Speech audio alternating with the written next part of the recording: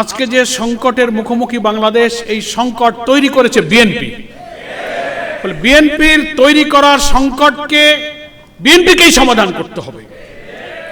পার্লামেন্টে যে সংকট, যে বিতর্ক, যে তর্ক, যে আলোচনা হওয়ার সুযোগ আছে, আপনারা আমাদের মাননীয় বিরোধী দলীয় নেতা, বিরোধী দলের চিফ হুইপ সহ সকল এমপিদের কণ্ঠকে রুদ্ধ করার চেষ্টা করছেন বাকশালী কায়দায়। ফলে বাধ্য হয়ে আমাদের জনগণের রায়, গণভোটের রায় কার্যকর করার জন্য 5 কোটি মানুষ যে গণভোটে ভোট দিয়েছে, সেই জনগণের কাছে যাওয়া ছাড়া উই হ্যাভ নো অল্টারনেটিভ, আমাদের সেখানেই যেতে হবে। এটি আমাদের বিরোধী দলের নেতা বলেছেন। তবে আমরা অনুরোধ করব, জনগণের ভাষা বুঝুন। সংবিধান শুধু আপনারাই পড়েন না, আপনারাই বুঝান না, পার্লামেন্টে একেবারে বই উঁচু করে বলেন জুলাই সনদের সব অক্ষরে অক্ষরে মানব, এই বিধি, এই ধারা। আজকে সংবিধান বিশেষজ্ঞ, রাজনৈতিক বিশ্লেষকরা চমৎকার করে আলোচনা করলেন। এটা মনে রাখবেন, সরকারি দলকে বলবো, আপনাদের বাইরে সিনিয়র আইনজীবী, সংবিধান বিশেষজ্ঞ, আইনজ্ঞ প্রচুর আছে।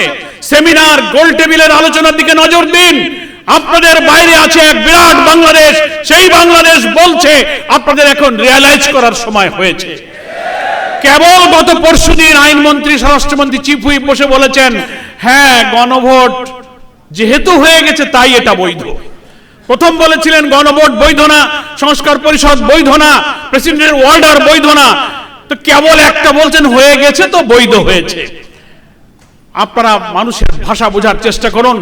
মানুষের প্রশ্নের কি উত্তর দেবেন? জনগণ প্রশ্ন করছে যে মাননীয় প্রধানমন্ত্রী এখন যিনি ক্ষমতায় আসেন,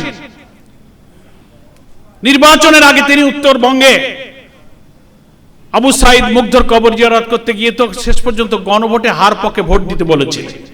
এখন মানুষ আমাদের প্রশ্ন করে, তাহলে প্রধানমন্ত্রী তো দেখলাম গণমাধ্যমে ভোটের দিন 12 ফেব্রুয়ারি উনি ভোট কেন্দ্রে ঢুকলেন। ভোট কেন্দ্রে ঢুকলেন মানে আপনি হাতে ভোট দিয়েছেন? যদি তা দিয়ে থাকেন, হাতে ভোট দেওয়ার অর্থ হলো 84টি সংস্কারের বিষয়ে, 47টি সাংবিধানিক সংস্কারের বিষয়ে আপনি হাতে ভোট দিয়েছেন।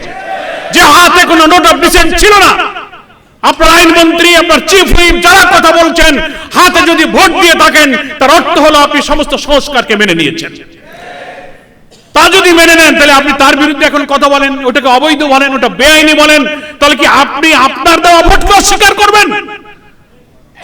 আত্মপরিচয়কে আপনি ভুলে যাবেন, আপনি নিজের সিদ্ধান্তকে ইগনোর করবেন। আর তা যদি না হয়, তাহলে আরেকটা পথ আছে, পার্লামেন্টে আপনাকে এসে বলতে হবে যে না, আমি হাতে ভোট দেইনি। জাতির কাছে সত্য স্বীকার করুন।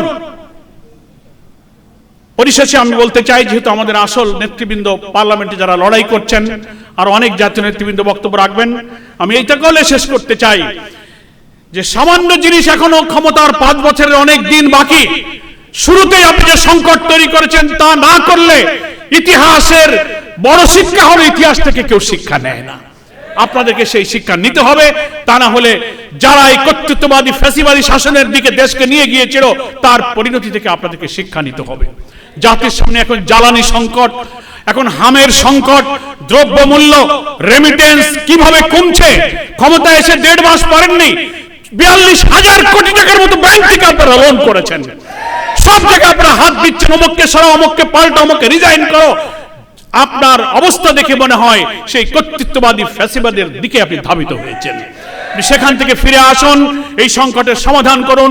আজকে 11 দলীয় ঐক্যের এই জাতীয় সেমিনার আয়োজনের এটাই উদ্দেশ্য যে এই সেমিনারের যত বিদগ্ধ আলোচক যে মেসেজ দিলেন, আপনি কেবল বলেছেন হ্যাঁ গণভোট যেহেতু হয়েছে তাই বৈধ, তো এখন বলুন সংস্কার পরিষদ যেহেতু প্রেসিডেন্সিয়াল অর্ডার হয়েছে এটাও বৈধ, পরিষদের বৈঠক ডাকুন এবং জুলাই সনদকে বাস্তবায়ন করুন। সকলকে ধন্যবাদ।